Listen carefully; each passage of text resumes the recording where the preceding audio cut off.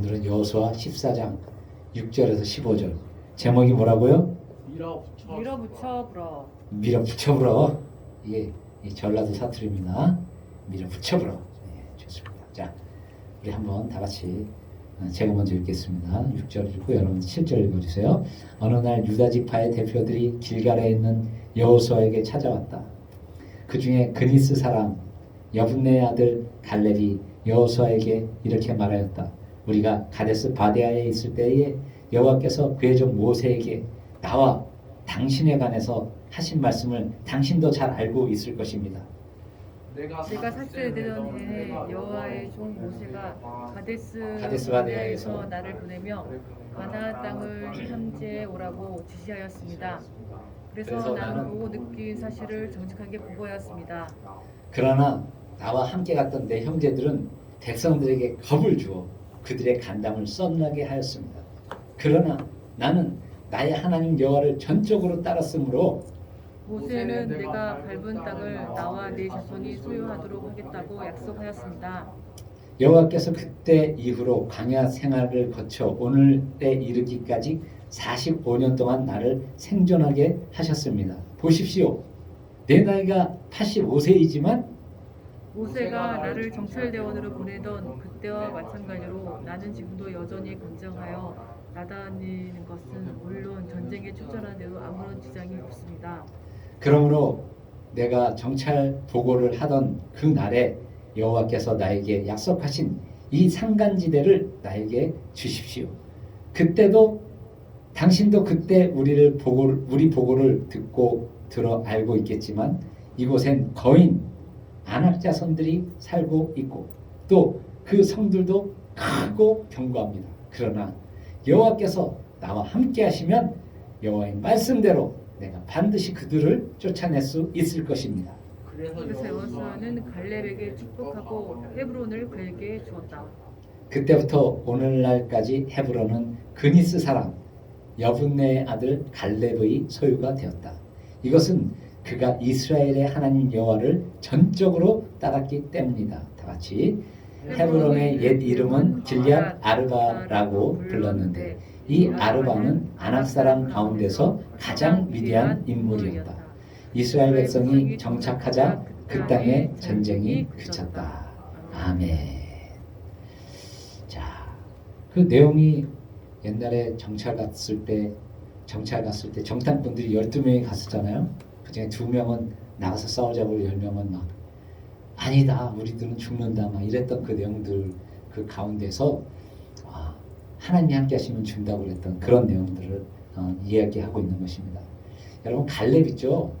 여호수아하고 갈렙이 그 12명의 정탐꾼 중에 가장 긍정적인 그 반응을 보였던 두 사람인데 그 중에 한 명이 갈렙이에요. 근데 갈렙이라는 이 사람을 가만히 이렇게 연구를 해보니까 이스라엘의 12지파 중에서 유다 지파의 소속인으로 되어 있는 사람이더라고요. 네, 갈렙이. 네. 근데 여분네의 아들이다라고 이렇게 써 있어요. 그래서 자세히 또 민수기하고 여호수아를 찾아보니까 민수기 32장 12절과 여호수아 14장 6절에서는 그를 이방인 그나스 사람으로 설명을 하고 있어요. 그러면 갈렙은 순수 혈통 이스라엘 사람이에요? 아니면 이방인 그나스 사람이에요? 이방인 그나스. 그렇죠. 여기 굉장히 중요한 얘기가 있어요. 성경에 의하면 이방 민족인 그나스 족속 중에 일부 사람들이 유다 지파에 합류를 하면서 합류되었다고 이렇게 추정을 하고 있어요.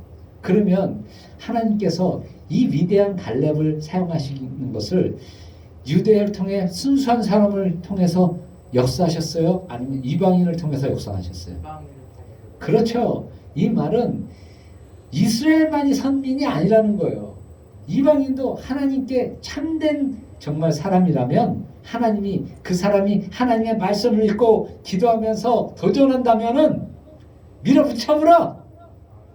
밀어붙일 수 있는 힘을 준다는 거예요. 갈렙은 순수 히브리 혈통이 아닌 이방인의 혈통입니다. 자, 그렇지만은 그는 모세와 여호수아 바로 옆에서 진짜 하나님을 전적으로 신뢰하면서 충성되게 섬긴 사람이었다는 거예요. 그러니까는 이 사람을 그런 이유가 있으니까는 유다 지파를 대표해서 정탐꾼으로 선출된 거 아니겠어요? 그죠? 자, 모세와 여호수아가 너무 열심히 일하는 사람을 봤기 때문에 정탐꾼으로 보냈단 말이에요. 갈렙은 그래서 모세의 명령을 따라서 지파별로 한 명씩 뽑힌 가나안의 정탐꾼으로 참가하게 되었어요. 그래서 정탐을 했죠. 그리고 돌아와서 여호수아와 함께 뭐라고 그랬냐면, 여러분 곧바로 가나안으로 진입하자! 라고 주장을 했습니다. 무조건 우리가 이긴다. 밀어붙여버려! 이렇게 전라도 사람이었을 것 같아요. 밀어붙여버려! 딱 하고 외칩니다. 하지만은 나머지 10명은 모두 아이고 거인족속 안악자손들에게 겁을 먹어가지고 반대를 막 하고 막 반대를 하니까는 2명이 가자 그러고 10명이 반대하면은 사람들이 어디로 귀가 기울여요? 2명의 말을 기울여요? 10명의 말을 기울여요? 10명의 말을 기울이는 거예요. 그 중국에 있던 어떤 유명한 장군이 있는데 이 사람은 왕에게 정말 충성하는 사람이에요. 근데 왕이 그 장군에게 변방에서 정말 중요한 임무를 맡겼어요. 그랬더니 그 장군이 떠나면서 그랬어요. 왕이시여, 제가 떠난 다음에 한 명이 저를 나쁜 놈이라고 그러면은 왕은 어떻게 하시겠습니까? 그거 뭐 안 믿지. 그런데 왕이 정말 아끼는 그 정승이 와서 저를 나쁜 놈이라고 그러면은 왕은 어떻게 하시겠습니까? 그래도 자네를 믿지 그랬어요. 근데 가장 사랑하는 아내가 와서 내가 나쁜 놈이라고 그러는 왕이시오, 어떻게 하겠습니까? 그랬더니 왕이 고개를 갸우뚱 하더라는 거예요. 한 사람이 말하면 믿을 수 없지만 여러 사람이 말을 하면 믿는다는 게 사람들의 속성인 거예요. 아무리 리더라고 할지라도. 그렇기 때문에 10명이 막 얘기를 하니까 울고불고 막 다른 백성들들 완전히 겁을 먹고 쫄아가지고 막 반대하고 울고불고 난리가 난 것입니다. 정탐꾼들의 보고는 잘못된 보고입니다. 제가 왜 잘못된 보고라고 하느냐 하면 모세가 정탐꾼들을 보낼 때에 알아오라는 조건이 있었어요. 조건이 뭐죠? 그 땅 거주민이 강한지 약한지, 그 사람들이 많은지 적은지, 그리고 그들이 사는 땅은 좋은 땅인지 나쁜 땅인지, 또 사는 성읍이 진영으로 되어 있는지 아니면 산성으로 되어 있는지, 그 땅 토지가 비옥한지 메마른지, 나무가 있는지 없는지, 그리고 그들에게 그 땅의 과실을 실과를 갖고 오라고 명령을 했습니다. 여러 가지죠. 알아와야 될 게 굉장히 많죠. 근데 알아오라는 것이 이것이고, 그러면 그 사람들이 가서 뭘 보고해야 돼? 알아오라는 것에 대해서 보고를 해야 되잖아요. 이것에 대해서만 보고하면 되는데 정탐꾼들의 보고가 엇갈립니다. 자, 갈렙과 여호수아의 주장입니다. 자, 우리가 올라가서 그 땅을 취하자. 능히 이기리라. 우리가 두루다니면서 정탐한 땅은 정말 심히 아름다운 땅이다. 여호와께서 우리를 기뻐하시면 우리를 그 땅으로 인도하여 들이시고 그 땅을 우리에게 주시리라. 이야, 이것은 정말 과연 젖과 꿀이 흐르는 땅이니라. 다만 여호와를 거역하지 말아라, 여러분. 또 그 땅을 그 땅 백성을 두려워하지 말아라. 그들은 우리의 먹이라. 맛있는 간식이다 이거예요. 그들의 보호자는 그들에게서 떠났고 여호와는 우리와 함께 하시느니라. 그때 고대근동에는요 신들이 있었는데 신들이 함께 하기 때문에 이긴다고 생각했어요. 근데 여호수아와 갈렙은 그들이 섬기는 신은 이미 떠났고 하나님은 우리와 함께 했으니까 언제든지 이길 수 있다 라고 말하는 거예요. 밀어 붙여버려 딱 이렇게 말을 하는 것입니다. 근데 그 나머지 10명의 정탐꾼은 뭐라고 그랬냐면, 야, 우리는 능히 올라가서 그 백성을 치지 못할 것이야. 그들은 우리보다 강하다니까. 우리가 두루 다니며 정탐한 땅은 그 거주민들을 상치는 땅이야. 너무 안 좋아. 거기서 본 모든 백성은 야, 신장이 장대한 자들이면서 거기 네피림 후손 알지? 아낙 자손들의 거인들을 내가 봤단 말이야. 보통이 2m 50이야. 아유, 나 이거 어떡해. 내가 우리 스스로 보기에도 메뚜기 같으니 그들이 볼 때 우리가 얼마나 메뚜기 같겠어. 이때 이스라엘 백성들은 소리를 높여 부르짖으며 밤새도록 통곡을 하고 여러 말로 모세와 아론을 원망했다는 거예요. 여러 말이란 무슨 말이죠? 이런 신발에다가 막 이런 거 나오는 거 있잖아요. 여러 신발들이 나왔죠. 모세 아론을 원망했고 그리고는 그들을 돌로 치려고 하였습니다. 와, 정말 모세로서는 위기 상황이 아닐 수가 없어요. 이때 여호와 하나님께서 나타나셔서 뭐라 그러셨냐면, 그래 이놈들아, 내게 들린 대로 너희를 가나안 땅에 못 들어가게 하리라 하시면서 진짜 크게 실망하셨어요. 이 사건 때문에 이스라엘 민족이 40년 광야 생활을 시작하게 되었습니다. 나를 믿지 못하기 때문에. 자, 그러고 나서 40년이 딱 지나고 나서 어떻게 됐죠? 그들은 다 죽고 믿음의 새로운 세대, 완전한 뉴 제너레이션, 믿음의 세대들이 탁 나타나서 가나안을 정복하기 시작하는 거예요. 하나님의 말씀대로 가면 우박이 내려서 걔네들이 다 죽어. 그리고 성도 막 무너지고 난리가 났어요. 가서 죽이기만 하면 돼. 그런 새로운 세대들과 함께 땅을 이제 다 정복하고 땅을 분배하는 과정이에요. 자, 르우벤 땅은 여기, 므낫셋은 여기, 유다는 여기, 이렇게 땅을 배분하는 과정에서 갈렙이 딱 여호수아를 찾아왔습니다. 똑똑똑, 여호수아 장군, 예, 갈렙 장군 오래간만입니다. 딱 하고 만났어요. 갈렙이 여호수아에게 이것을 요구합니다. 여호수아 장군, 내가 정탐했던, 당신과 내가 같이 정탐했던 땅, 거인 아낙 자손들이 사는 그 땅, 헤브론을 나에게 달라는 것입니다. 나에게 주시오. 10명의 정탐꾼들이 두려워서 떨면서 우리는 절대 못 이긴다고 했던 땅을 세상에 85세 어르신이 된 갈렙이 와서 당당하게 달라고 말하는 것입니다. 여러분, 85세의 나이에도 하나님을 전적으로 신뢰하는 갈렙을 보면서 여러분 무엇을 느끼십니까? 여러분들에게 85세 할아버지가 와서, 혁이나 너 나랑 저기 거여동에 엄청난 거인들이 사는데 가서 치러 갈래? 이러면 어떻게 할 것 같아요? 막 몸을 부르르 떨면서 그래. 그럼 같이 갈래요? 나는 죽어도 안 간다고 그럴 것 같아요. 자, 여러분, 노망났다고 느끼십니까? 아니, 저 노인이 입만 살아가지고 85세 노인이 무슨 힘이 있다고 라는 그런 생각이 드십니까? 여러분, 우리가 알아야 할 것은 갈렙은 40년 전이나 85세가 된 지금이나 하나님을 전적으로 신뢰하고 있다는 것입니다. 그 신뢰를 믿고 계속 도전하고 있다는 거예요. 오늘 영훈이가 새로운 곡을 다 찬양을 준비해갖고 와서 딱 했어요. 그래서 새로운 곡이네 그랬더니 목사님이 새로운 곡을 도전하라 그래서 제가 도전을 합니다. 그거예요.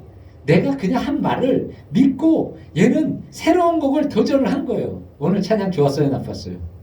좋았어요. 되게 좋았죠. 상당히 자기한테 잘 어울리는 곡을 준비해 갖고 왔어요.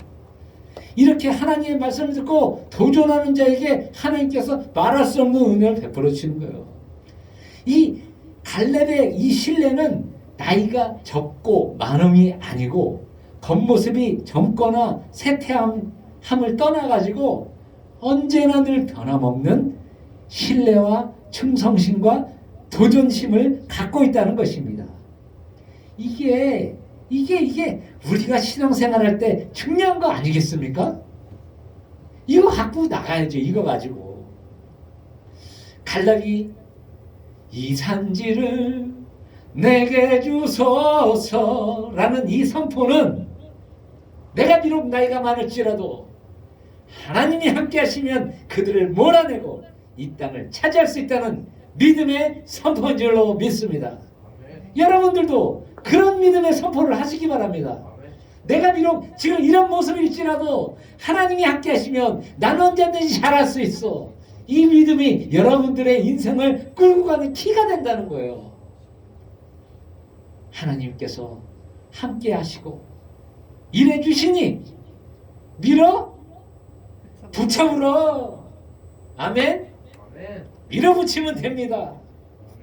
이 선포는 우리의 이성을 뛰어넘는 믿음의 선포입니다. 우리의 환경을 뛰어넘는 거예요. 상황을 뛰어넘는 선포예요. 그렇다면 여러분들은 혹시 삶을 살아가면서 이성적인 계산에 사로잡히고 현장의 상황에 사로잡히고 주위의 환경에 사로잡혀서 하나님이 하실 일을 가로막은 적은 없으십니까? 하나님은 나를 향해서 엄청나게 큰 계획을 하시고 혁이나 너는 할 수 있어. 너 군대 가면 돼. 라고 말씀을 하시는 거예요. 확신을 주는데도 내 생각과 내 이성적과 내 몸의 계산이기 때문에 못한 적은 없으시냐는 말입니다. 여러분은 어떤 도전을 하고 싶으세요? 도전이 여러 가지가 있잖아요.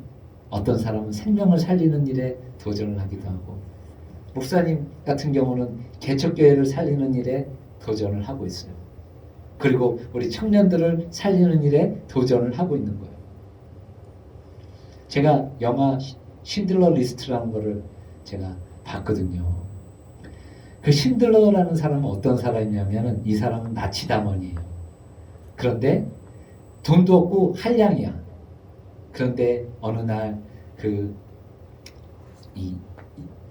이 독일군 아주 그 최고의 수장을 찾아가서 같이 이렇게 술도 마시고 대접을 하고 그러면서 유대인이 운영하는 공장을 자기가 빼앗게 돼요. 그릇 공장을 빼앗아서 그것을 거기서 유대인들을 데려다가 사용하면서 그 공장을 이렇게 운영을 하는 거예요. 그러니까 점점 돈이 불어나겠죠.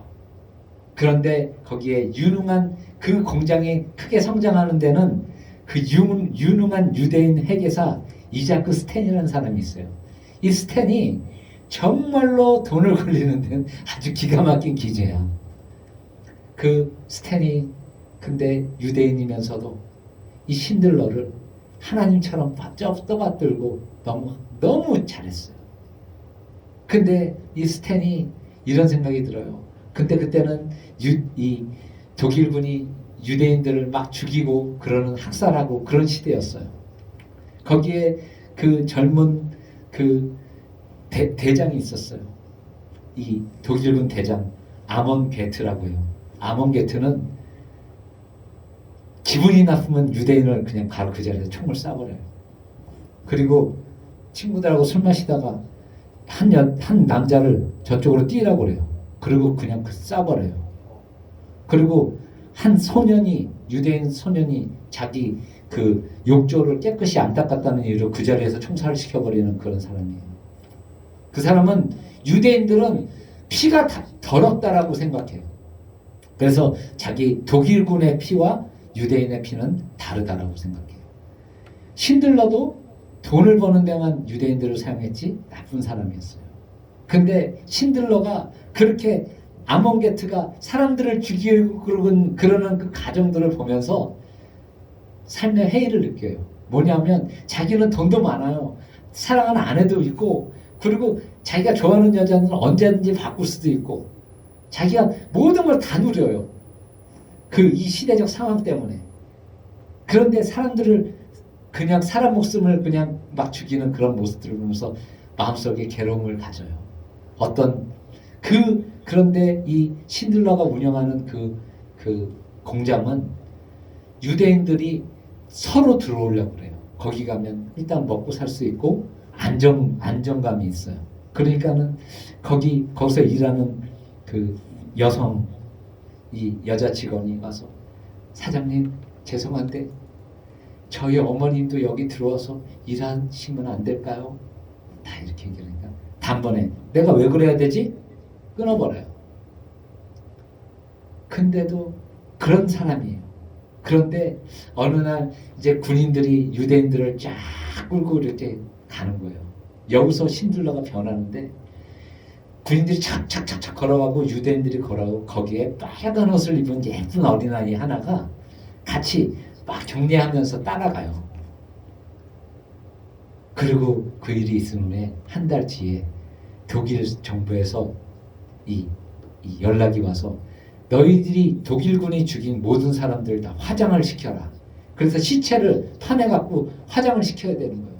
그때 신들러들 그걸 보고 있는데 시체를 꺼내는데 거기 빨간 옷을 입은 여자아이의 시체가 있는 거예요. 그걸 보면서 신들러가 내가 아무리 부자고 내가 아무리 정말 모든 걸 다 갖고 부족한 게 없는 사람이면 한 곳에서 채워질 수 없는 이 인간성에 대한 그 말살들을 쳐다보면서 내가 이 사람들을 살려야 되겠다. 스탠하고 둘이서 신들러 리스트를 착착 적어놓아요. 누구누구 살리고 누구누구 살리고 그랬는데 아니 세상에 실수를 해가지고 여자들 저기 50명이 그냥 아우슈비츠로 끌려가 버린 거예요. 그래가지고 그거를 여자들이 다 끌려가고 옷을 다 벗고 이제 그 아우슈비츠 가스실로 다 들어간 거예요. 들어가니까 여자들이 너무 무서워서 막 이제 죽나봐 이제 가스 나오나 막 가스 막 이러면서 막 그러고 있는데 갑자기 촥 하면서 삐 소리가 나면서 이제 죽나봐 막 이러고 있는데 거기서 이제 물이 촥 쏟아지는 거예요. 샤워 물이 나온 거예요. 가스가 아니고. 그러니까 모두 샤워를 하면서 살았다 하면서 눈물을 흘리는 거예요. 그게 바로 인간들의 고통인 거예요.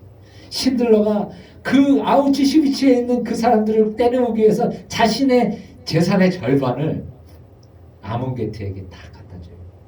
아몬게트가 파티를 하면서 여자를 껴안고 있고 옆에 돈가방이 이렇게 있어요. 근데 진짜 웃기는 건 이 아몬게트는 사랑하는 여자가 있어요. 근데 그게 유대인 여자야. 그래서 파티에서 빠져나와서 밑에 있는 지하에서 일하고 있는 그 유대인 여자에게 찾아가요. 찾아가서 뒤에서 그 여자를 바라보면서 내가 당신을 정말 사랑합니다 라는 마음을 갖고 있는데 유대인의 피는 더럽다는 것 때문에 여자를 때리는 걸로 학대하는 걸로 그냥 표현을 해버려요. 그런 사람이에요. 그런 사람에게 한 사람은 뭔가 하나님의 그 말씀에 독일은요 기독교 국가예요. 기독교가 배어있는 국가예요. 한 사람은 사람을 죽이는 그 모습들을 보면서 사람을 살리겠다고 이렇게 하고 한 사람은 더러운 피라고 얘기를 해서 끊임없이 죽이고 이 영화를 보면서요 이런 생각이 들어요. 신들러가 나중에 1945년에 독일이 항복을 해요. 항복을 해가지고 이제 신들러는 반대로 이제 나치 당원이기 때문에 쫓기는 신세가 돼요. 그랬을 때 이 신들러가 살려준 1,100명의 사람들이 자기 이빨을 뽑아가지고 금을 녹여갖고 반지를 하나 만들어줘요. 한 생명을 거기다 이렇게 써요. 한 생명을 살리는 것이 모든 사람들을 살리는 그 은혜다. 이런 얘기들이 적혀있는 그 반지를 받으면서 그가 내가 이 반지 하나만 더 팔았어도 50명을 살릴 수 있을 텐데 그러면서 도망을 가요. 여러분 하나님의 말씀과 기도로 이 신들러가 변해가는 거예요. 그의 도전은 하나님의 말씀대로 사람을 살리는데 도전을 하는 거예요. 그런 도전이 있어요. 그러나 아몬게트는 사람을 죽이는 도전을 한 거예요. 두 사람의 도전이 있잖아요. 여러분, 하나님의 말씀을 듣고 도전하는 것에 대해서 두려워하지 마시기 바랍니다. 저도 한 가지 옛날에 하나님을 딱 만났어요. 젊은 시절에 예수님이 너무 좋고 너무 행복해요. 반바지 입고 딱 이제 지하철에서 막 가는데 예수님이 어쩌면 예수님이 이렇게 너무 좋고 고마운 분이세요. 하나님 감사합니다. 그런데 내 속에서 이런 말이 들려요. 인재야, 예수 믿으라고 외쳐라! 딱 그러는 거예요. 근데 하나님 반바지인데요? 그런 생각이 드는 거예요. 외치라고 그랬는데 내가 내 자신이 너무 두렵고 안 외친 거예요. 제가 지금까지도 그걸 후회하고 있습니다. 그날 내가 외쳤으면 어떤 기적의 역사가 일어났을지 아무도 모르는 거였는데 내가 못 외치는 바람에 그 기적의 역사를 체험하지 못하였구나. 그렇기 때문에 여러분들께 말씀드리시는 거예요. 여러분 두려워하지 마시기 바랍니다. 하나님 말씀하실 때 반드시 순종하면서 나아가시기 바랍니다. 갈렙처럼 도전하시기 바랍니다. 갈렙처럼 하나님이 함께 하시면 어떤 환경도 극복할 수 있다는 믿음의 선포를 하시면서 사시기 바랍니다. 갈렙처럼 상황과 처지, 나이에 상관없이 하나님의 능력을 신뢰하는 사람은 하늘의 별과 같이 빛날 것입니다. 힘들러 그 수많은 사람을 살리기 위한 그 사람의 도전은 지금도 수많은 유대인의 가슴 속에 그의 별처럼 빛나고 있다는 것입니다. 여러분 세상을 두려워하지 말고 믿음으로 도전하시기 바랍니다. 군대 가도 난 죽지 않는다. 하나님이 함께 하시니까. 하나님이 날 죽여도 상관없다. 난 하나님의 사람이니까. 두려워하지 마시기 바랍니다. 아멘. 함께하면 하나님이 길을 열어주셔요. 우리 이산지를 내게 주셔서 엔터 한번 누르시고 찬양하면서 나누겠습니다. 설교는 이제 여기서 스톱 해주시고.